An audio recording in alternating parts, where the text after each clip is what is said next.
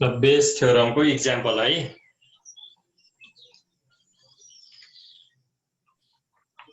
के भनेको छ, एउटा प्रिजनर छ, रसियामा एउटा प्रिजनर छ जसलाई कि त साइबेरियामा पठाउने अरे कि त युरल, रसियाबाट देश निकाला गरेर यो दुईटा कन्ट्रीमा कुनै एउटा कन्ट्रीमा पठाउँदैछ अरे।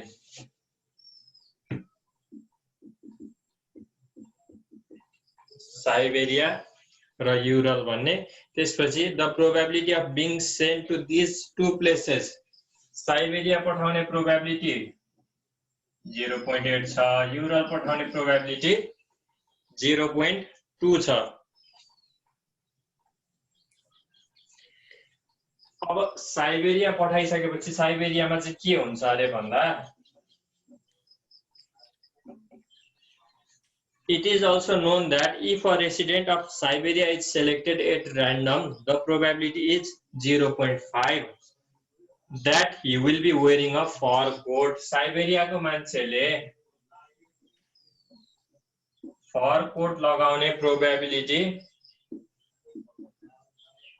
0.5 छ र युरल को मान्छेले फर कोट लगाउने प्रोबेबिलिटी 0.7 छ अरे। अब यो मान्छे रसियाबाट साइबेरिया अथवा युरलमा पठाइन्छ। साइबेरिया अथवा युरलमा पठाएपछि के गर्छ, साइबेरियाको मान्छेले फर कोट लगाउने प्रोबेबिलिटी 0.5 छ, युरलको मान्छेले फर कोट लगाउने प्रोबेबिलिटी 0.7 छ अरे। अब त्यो प्रिजनरलाई एक्जाइल गर्यो, अर्को कन्ट्रीमा पठायो। Upon arriving in exile, the first person the prisoner sees is not wearing a fur coat. रसियाबाट निकालेर अर्को कन्ट्रीमा पठायो त्यो मान्छेलाई। पठाउँदाखेरि त्यो मान्छेले कन्ट्रीको पहिलो मान्छेलाई देख्यो अरे जसले चाहिँ फर कोट लगाएको थिएन। What is the probability? He is in Siberia. त्यो मान्छे एक्जाइल भएर अर्को कन्ट्रीमा जाँदा त्यसले देखेको मान्छेले फर कोट लगाएको थिएन भने what is the probability? He is in Siberia. त्यसलाई कुन कन्ट्रीमा छ भनेर भनेको छैन अहिले।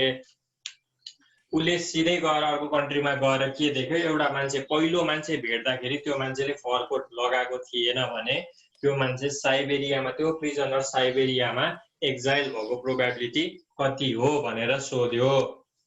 यसमा हामी के लेख्ने, इभेन्टहरु बनाउने। इभेन्ट E1, सुरुमा इभेन्ट E1 भनेको चाहिँ एक्जाइल्ड टु साइबेरिया, E2 भनेको एक्जाइल्ड टु युरल। साइबेरिया अथवा युरलमा रसियाबाट अर्को कन्ट्री नपठाइ त्यो मान्छेले अर्को, त्यो प्रिजनरले अर्को कन्ट्रीको मान्छे त देख्दैन। त्यही भएर इभेन्ट ए हुनको लागि पहिला इभेन्ट E1 अथवा E2 हुनु जरुरी छ।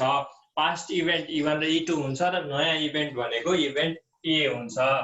इभेन्ट ए मा के भनेको छ, के देख्यो त्यसले, फर कोट नलगाएको। इभेन्ट ए भनेको नो फर कोट भयो।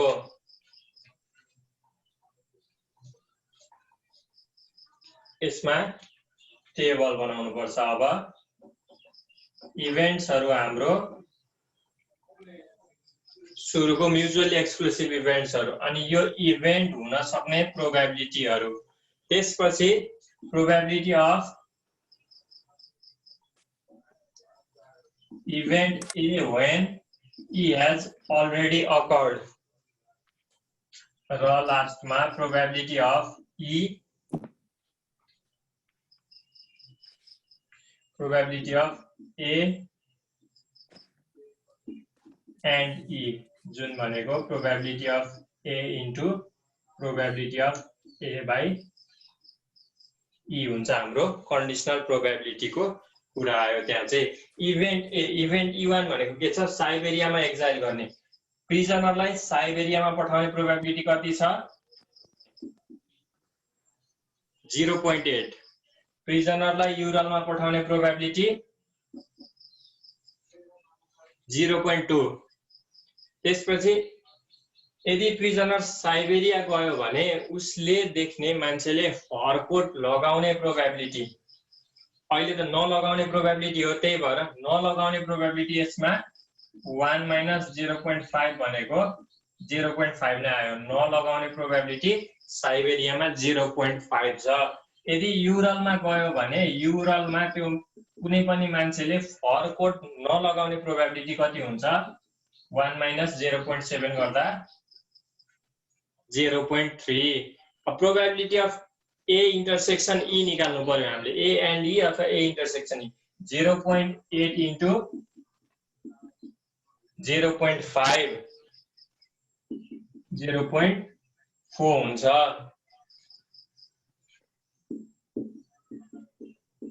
0.2 इन्टु 0.3 गर्दा 0.06 हुन्छ। हाम्रो फर्मुला के थियो? बेज थ्योरमको फर्मुला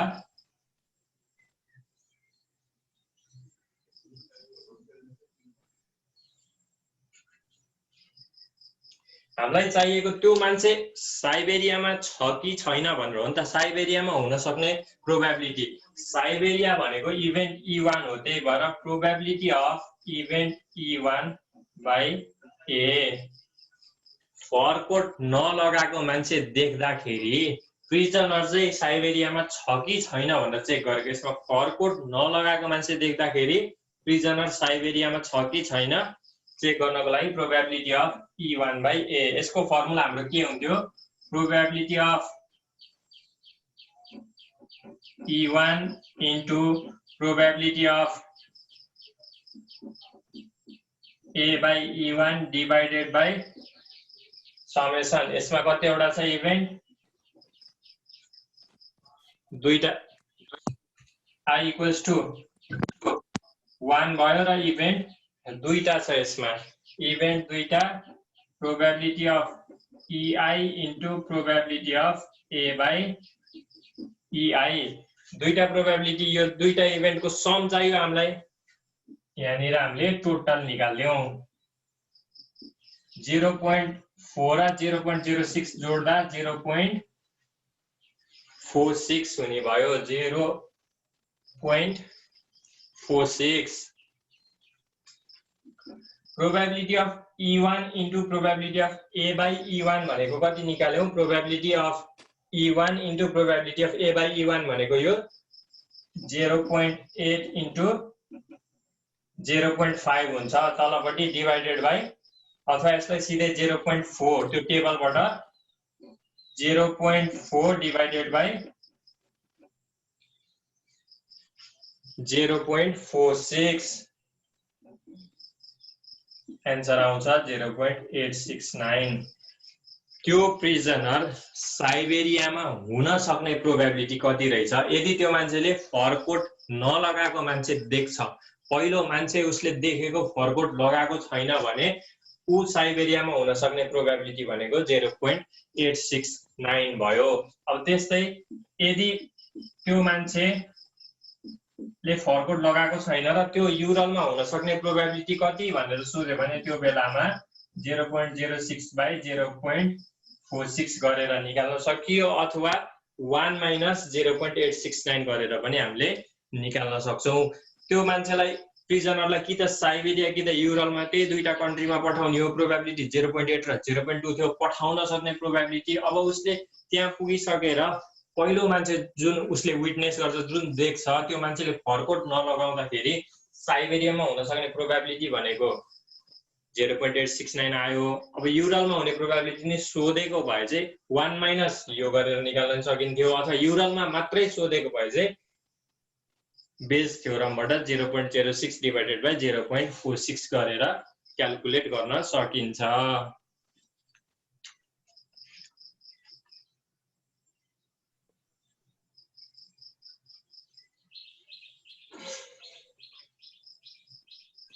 अलिअलि बुझियो यो?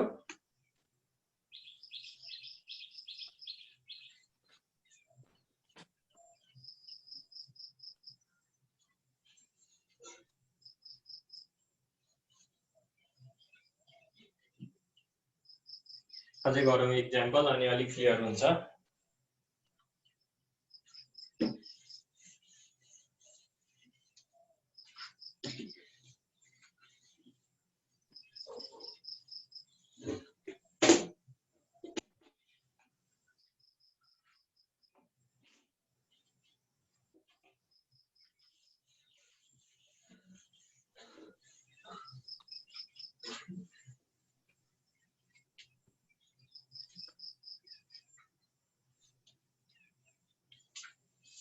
यो एक्सरसाइजको क्वेसन नम्बर 28 है।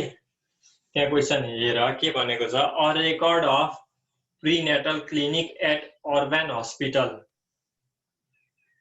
एउटा हस्पिटलको रेकर्डमा के भनेको छ, रिभिल्ड दैट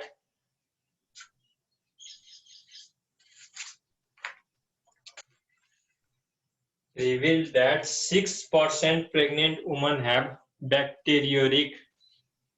bacteriuric disease छ अरे 6% अफ प्रेग्नेन्ट वुमनको लागि।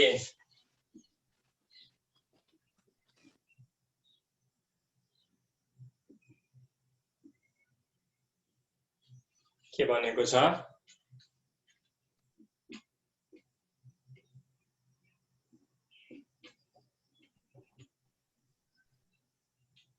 जतिजना पनि त्यहाँ प्रेग्नेन्ट वुमन आएको थिए टेस्ट गराउन, त्यो मध्येमा 6% लाई ब्याक्टेरियोरिक रहेछ।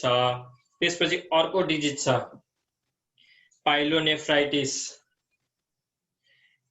पाइलोनेफ्राइटिस चेक गर्यो हैन। पाइलोनेफ्राइटिस चेक गर्दाखेरि फर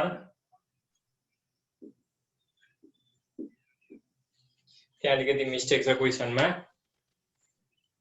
प्रेग्नेन्ट वुमनलाई ब्याक्टेरियोरिक भएको प्रेग्नेन्ट वुमनलाई पाइलोनेफ्रिस हुन सक्ने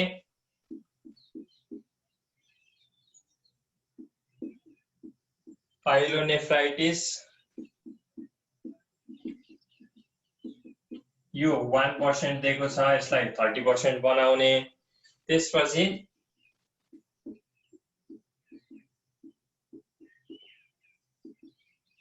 नन ब्याक्टेरियोरिकलाई चाहिँ पाइलोनेफ्राइटिस हुने 30% दिएको छ, 1% बनाउने है, ठ्याक्कै उल्टो गराउने। त्यहाँ बुकमा चाहिँ ब्याक्टेरियोरिकको लागि पाइलोनेफ्राइटिस हुने 1% दिएको छ र नन ब्याक्टेरियोरिकलाई पाइलोनेफ्राइटिस हुने 30% दिएको छ। हामीले ठ्याक्कै उल्टो गराए। मैले पाइलोनेफ्राइटिसलाई 30%, ब्याक्टेरियोरिकलाई 30% र नन ब्याक्टेरियोरिकलाई 1% राखे। एउटा क्लिनिकमा चेक गर्न आउँदाखेरि त्यहाँको रेकर्डहरू, प्रिनेटल क्लिनिकको रेकर्डहरू के भन्यो, जतिजना प्रेग्नेन्ट वुमनहरू आउँछन् त्यो मध्येमा 6% लाई चाहिँ ब्याक्टेरियोरिक छ अरे। अनि ब्याक्टेरियोरिक भएको मान्छेलाई पाइलोनेफ्राइटिस हुने प्रोबेबिलिटी 30% छ र नन ब्याक्टेरियोरिक भनेको कति भयो, 6% ब्याक्टेरियोरिक भयो भनेपछि 94% चाहिँ नन ब्याक्टेरियोरिक रहेछ नि त। त्यहाँ आउने पेसेन्टहरू मध्ये 94% नन ब्याक्टेरियोरिकमा चाहिँ पाइलोनेफ्राइटिस हुने चान्स चाहिँ 1% मात्र छ अरे। अब यसलाई इभेन्टमा क्लासिफाई गरौँ है हामी। इभेन्टहरुमा इभेन्ट E1 सुरुमा त ब्याक्टेरियोरिक छ कि छैन भनेर चेक गर्नु पर्यो नि त। पाइलोनेफ्राइटिस चेक गर्नको लागि पहिला ब्याक्टेरियोरिक छ कि छैन चेक गरेको छ। इभेन्ट E1 भनेको हाम्रो ब्याक्टेरियोरिक, इभेन्ट E2 भनेको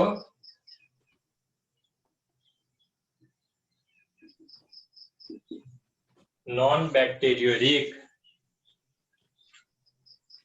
त्यसपछि इभेन्ट A। त्यसपछि क्वेसनमा if a woman selected at random is pyelonephritis, woman selected at random, randomly woman select गरेको यो जति पनि आए त्यहाँ टेस्ट गर्न, त्यो मध्येको सेलेक्ट गर्दाखेरि वुमन चाहिँ पाइलोनेफ्राइटिस भएको रहेछ भने what is the probability that she is a pregnant woman with ब्याक्टेरियोरिक।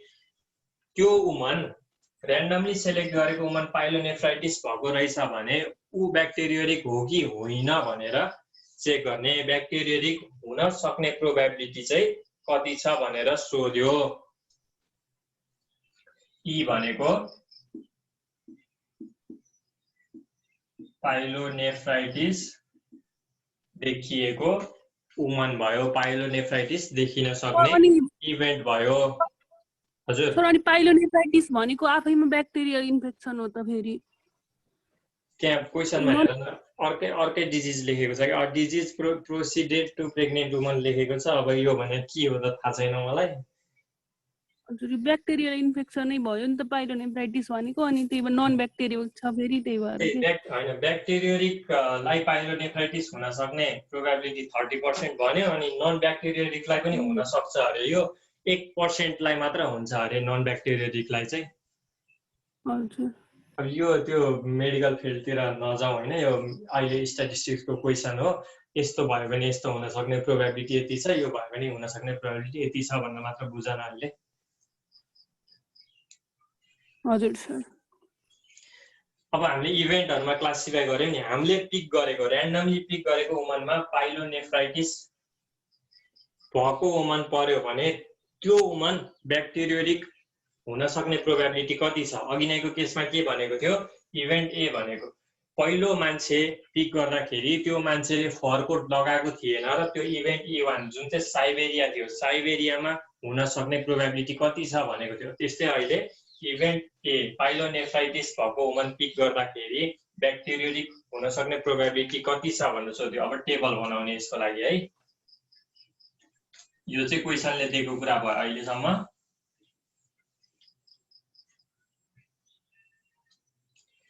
सुरुमा हामीले के गर्छौं? टेबलमा इभेन्ट्स E1 र E2 प्रोबेबिलिटी अफ इभेन्ट्स ब्याक्टेरियोटिक हुने प्रोबेबिलिटी कति दिएको थियो क्वेसनमा? 6%, 0.06। अब नन ब्याक्टेरियोटिक हुने रिमेनिङ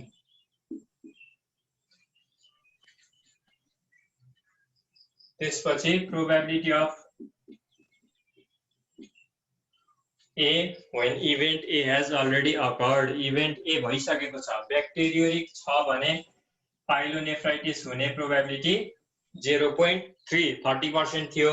ब्याक्टेरियोटिक छैन भने पाइलोनेफ्राइटिस हुने पर्सेन्ट 1% थियो, त्यही भएर 0.01 भयो प्रोबेबिलिटी। अब के चाहियो हामीलाई? प्रोबेबिलिटी अफ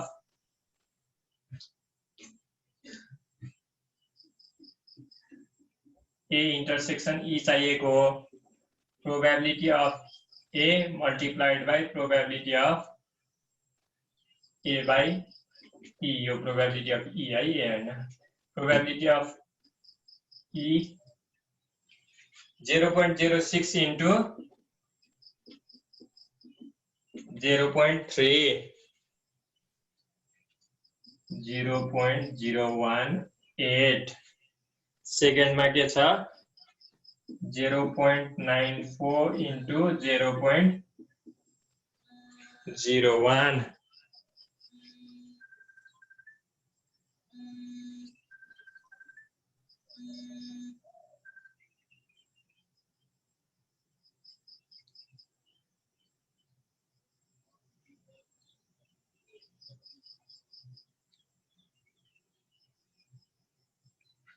यो कति आउँछ?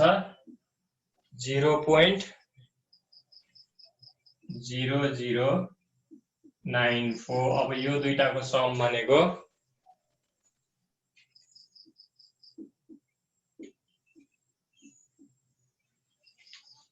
0.0274 आयो।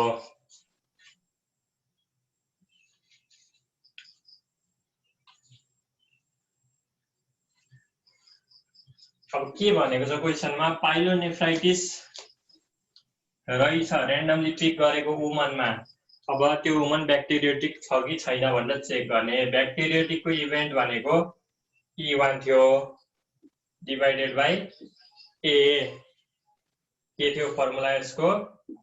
Probability of E1 into probability of A by divided by sum of दुईटा इभेन्ट छ यसमा। Probability of EI into probability of A by EI. E1 र A by E1 को प्रोडक्ट भनेको 0.018 छ, सम भनेको 0.274. 0.018 divided by 0.0274, 0.656 आयो प्रोबेबिलिटी. र्यान्डमली पिक गरेको वुमनमा इभेन्ट ए भइराखेको छ, पाइलोनेफ्राइटिस भएको वुमन रहेछ भने ब्याक्टेरियोटिक हुन सक्ने probability 0.656.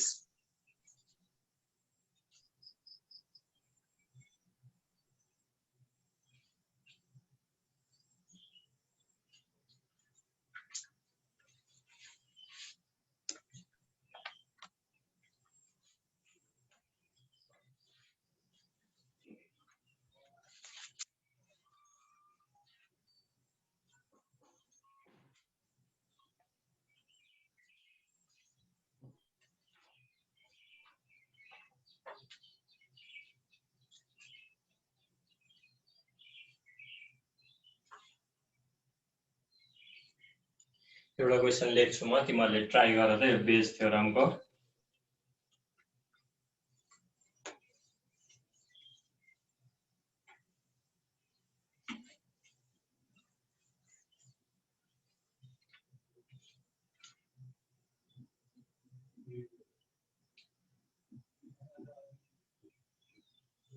Suppose the chance that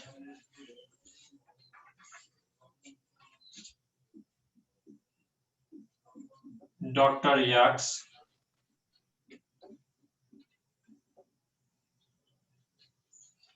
will diagnose a patient correctly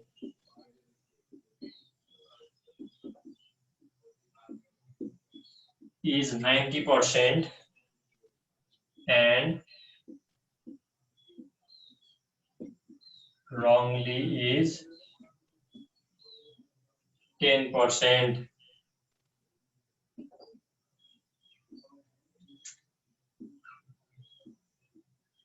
The chance that a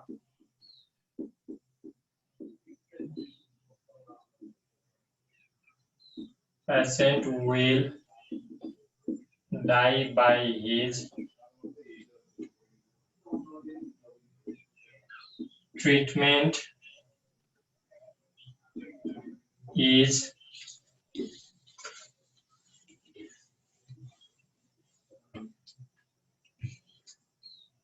the chance that a patient will die by his treatment after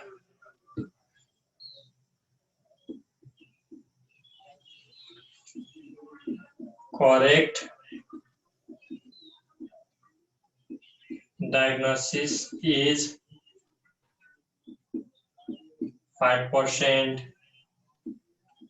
and the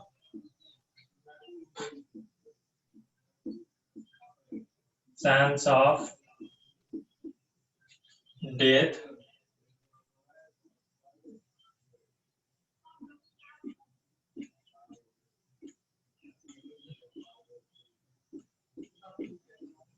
by wrong diagnosis is 80%.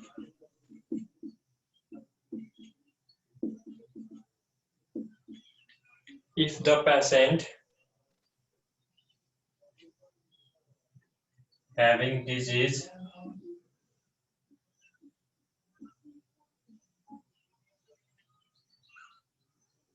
selected is dead, what is the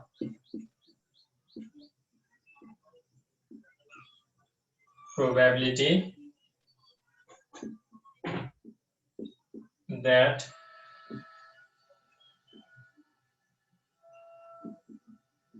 the disease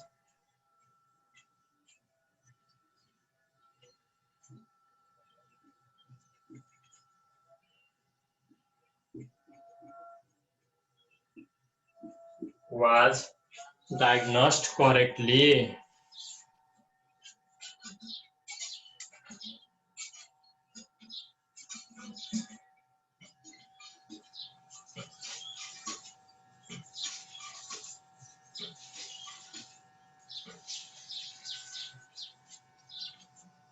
के भनेको छ क्वेशनले suppose the chance that doctor X एउटा doctor X छ जसले disease diagnosis गरिराखेको छ disease diagnosis गर्दाखेरि करेक्टली डायग्नोसिस गर्न सक्ने प्रोबेबिलिटी 90% छ र इनकरेक्टली अथवा रङली डायग्नोसिस गर्ने प्रोबेबिलिटी 10% छ अनि उसले डायग्नोसिस गरेपछि ट्रिटमेन्ट हुन्छ ट्रिटमेन्ट गर्दाखेरि करेक्ट डायग्नोसिस भएको थियो भने मर्ने चान्स डेथको चान्स चाहिँ 5% छ यदि रङ डायग्नोसिस भएको थियो भने त्यो बेलामा डेथको चान्स 80% छ अब एउटा र्यान्डम पेशेन्ट सेलेक्ट गर्यो डिजिज भएको र्यान्डम पेशेन्ट सेलेक्ट गर्दा त्यो पेशेन्ट मर्यो भने what is the probability that the disease was diagnosed correctly त्यो डिजिज करेक्टली डायग्नोस भएको थियो कि थिएन र त्यो भएको थियो भने त्यसको प्रोबेबिलिटी कति हो यो ट्राई गर त इभेन्ट बनाऊ इभेन्ट E1 मा करेक्टली डायग्नोसिस भएको भयो इभेन्ट E2 मा रङली डायग्नोसिस भएको भयो त्यसपछि इभेन्ट A भनेको death of the patient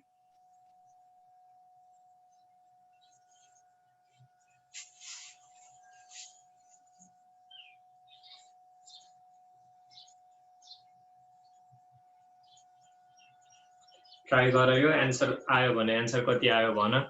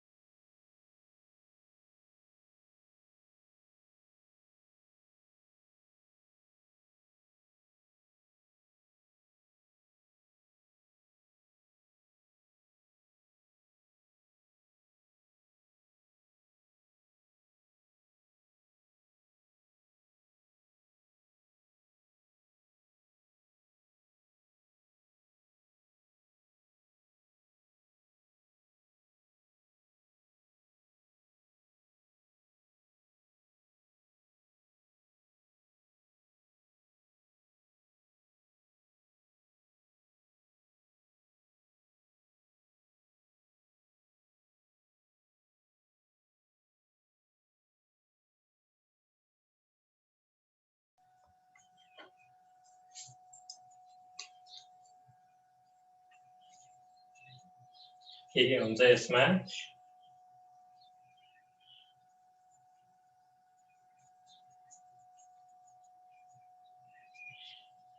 E1 भनेको करेक्ट डायग्नोसिस E2 भनेको रङ डायग्नोसिस प्रोबेबिलिटी अफ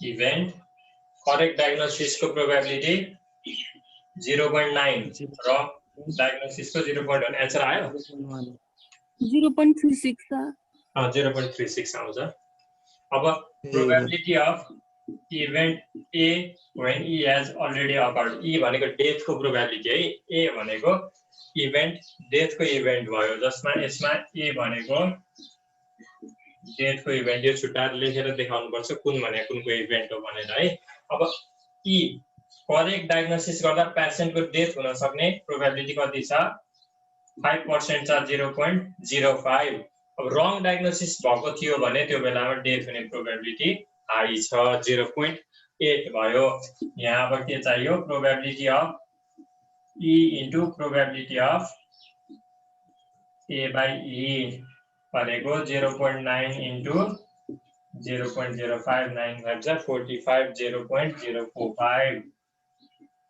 त्यसपछि 0.1 into 0.8 0.08 यो दुईटाको सम गर्दाखेरि 0.125 आयो बेस थ्योरमबाट हाम्रो फर्मुला हामीलाई चाहिएको के छ भन्दा if the selected patient is dead भनेको छ नि त probability of correct diagnosis when the patient is dead probability of correct diagnosis into probability of death after correct diagnosis divided by summation to probability of A by EI यो माथिको के हुन्छ event 1 को product 0.045 आयो divided by sum 0.125 0.36 बुझ्यो हैन अब यो बेस थ्योरमको न्यूमेरिकल कसरी गरिन्छ बेस थ्योरम के को लागि गरिन्छ भनेर